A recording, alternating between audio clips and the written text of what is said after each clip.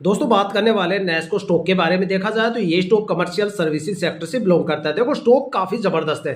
देखो स्टॉक में आपको ज्यादा रिटर्न भी देखने को नहीं मिलेगा, तो स्टॉक में आपको ज्यादा गिरावट भी आपको देखने को नहीं मिलेगी। अगर देखा जाए तो मार्केट में पिछले 7-8 महीनों से काफी ज्यादा गिरावट रही है। अगस्त और सितंबर की बात करें तो इंडियन स्टॉक मार्केट में दो सबसे बड़े क्रैश हमें देखने को मिले। देखा जाए तो उस टाइम यूरोप के हालात काफी ज्यादा खराब थे, वहां पे जियो पॉलिटिकल टेंशन चल रही थी, जिसके चलते दो सबसे बड़े क्रैश आए। अक्टूबर में काफी ज्यादा स्टॉक के अंदर अपर सर्किट लग जाते हैं, लेकिन ट्रेडिंग विंडो क्लोज होने की वजह से, क्योंकि क्वार्टरली रिजल्ट बीच में आ गए थे और ट्रेडिंग विंडो क्लोज हो गई थी और एफआईआई की बड़ी बिकवाली हमें देखने को मिलती है।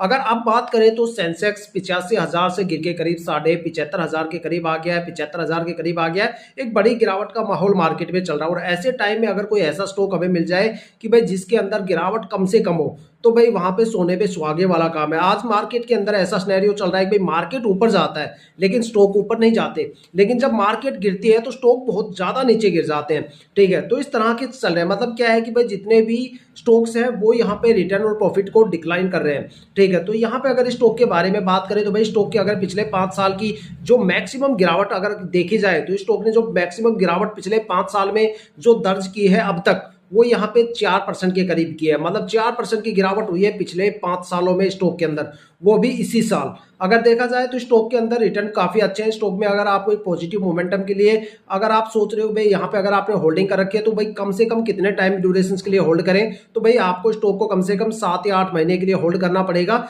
तब जाके आपको स्टॉक के अंदर एक अच्छा खासा रिटर्न देखने को मिलेगा। लॉन्ग टर्म में अगर बात करें तो आप स्टॉक को कम से कम 2 या 3 साल के लिए यहाँ पे होल्ड कीजिएगा, क्योंकि इसके लॉन्ग टर्म में जो सबसे बेस्ट टाइम ड्यूरेशन है वहां पे 2 और 3 और 4 साल का टाइम ड्यूरेशन है। थोड़ा रिटर्न बता देता हूँ इसके पिछले 5 साल के।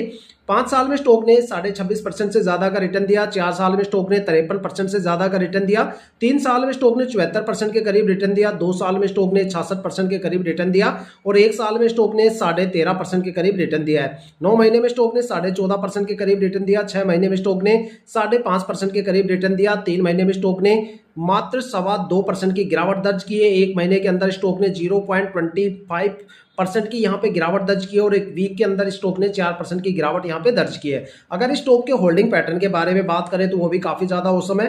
प्रमोटर की होल्डिंग की बात करें तो पिछले साल 68.54% थी, जो इस साल भी सेम है। मतलब प्रमोटर यहाँ पे कोई भी होल्डिंग चेंज नहीं कर रहे। जब प्रमोटर होल्डिंग चेंज नहीं करते तो जाहिर सी बात है स्टॉक लंबे टाइम तक चलेगा और अच्छा खासा वहां पे रिटर्न देने वाला है। लेकिन अगर प्रमोटर जिस स्टॉक में गिरने लग जाए तो समझ लेना कि भाई उस स्टॉक का अंत आ गया, वहां पे गिरावट होने का एक बड़ा मतलब टाइम स्टार्ट होने वाला है।